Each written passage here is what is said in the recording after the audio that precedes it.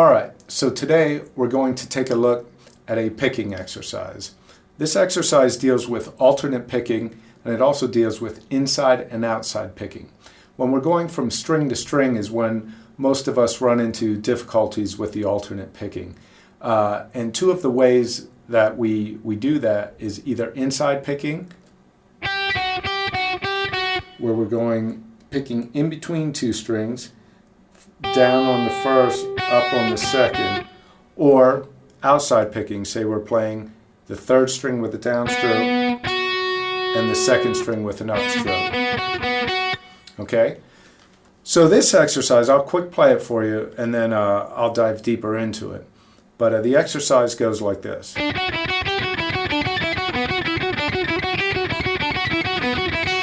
Okay? And what we're doing here is we're starting on the D, going up to the F sharp, E, F sharp, and then we go up to the G, F sharp, E, F sharp, back to the D,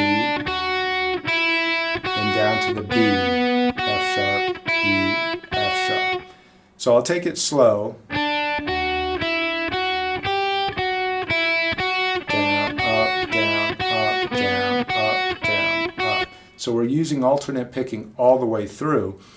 But you'll notice when we go up to the first string, down, up, down, up, down, up. Between the first and second string, we have a down on the first and up on the second. That's considered inside picking. And then when we go down to the third string, we do a down on the third and an up on the second. That's outside picking. So this exercise deals with both inside and outside picking.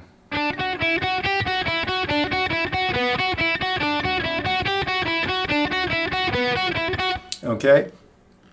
Now, one thing to keep in mind, I personally think it's best to really feel it out and try to focus, maybe do it with your eyes closed, and focus on how that pick feels when you're playing this and when you're changing from string to string. You want it to feel smooth, and you want to feel like you have complete control. I say this because sometimes we can overthink things, and if we focus on how it feels, our body can fine-tune a lot of the stuff on its own. However, if you're just not getting it and you're having difficulties with this, one thing you might want to look at is pick slanting. So if, say for example, you're doing a downward pick slant where the top of the pick is pointing towards the ground, that's great for this change from the upstroke on the second string to the downstroke on the first string. However, coming back to the second string, we have to change that. So if you watch what I do here, I'll take it slow and I'll exaggerate a little bit, but it's right here. For that downstroke, I kind of change the pick slant so I can come back here. Now when I do it, it's not very exaggerated. And that's one thing you want to watch. You want small movements. You don't want to over-exaggerate it. But that can help you with this. So right here, change your pick slant. And right here, that last upstroke, if you have an downward pick slant, and then you come here for this downstroke on the G, change it to an upward pick slant. That's going to help out with crossing the strings. Okay, again, the movement is very minute for me.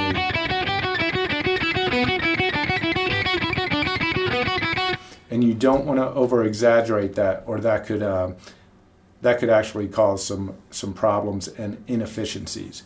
But one thing you can do is you could take this exercise, again, take it slow because you don't want to rush things. If you're playing too fast for your ability, you're going to develop sloppy technique, bad habits, bad muscle memory. Okay, so take it nice and slow.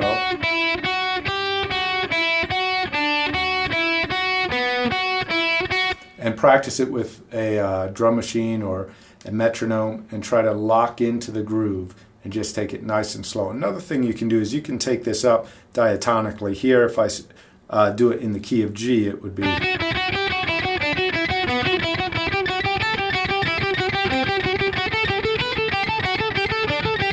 Okay, and you can take it all the way up.